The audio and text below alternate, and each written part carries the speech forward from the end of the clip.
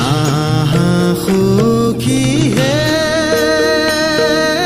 বৃন্দাবনে যাওঁ, গোকুলৰে শ্ৰী কৃষ্ণ নয়ন ভৰি চাওঁ। আহা সখী হে বৃন্দাবনে যাওঁ, গোকুলৰে শ্ৰী কৃষ্ণ নয়ন ভৰি চাওঁ।